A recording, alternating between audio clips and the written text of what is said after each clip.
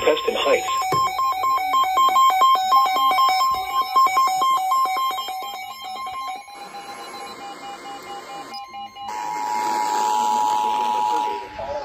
The National Weather Service in Chicago has issued a tornado warning for northeastern Winnebago County in north-central Illinois until 4:15 p.m.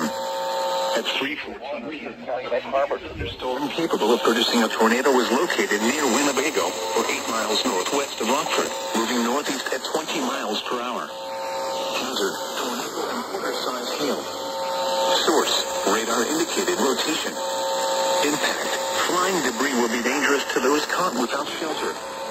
Mobile homes will be damaged.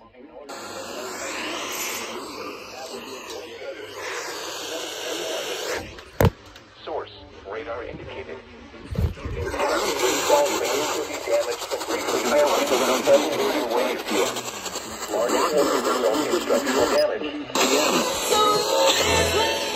Around 3:55 p.m.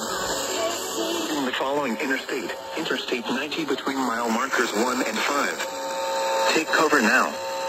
Move to a basement or an interior room on the lowest floor of a sturdy building. Avoid windows.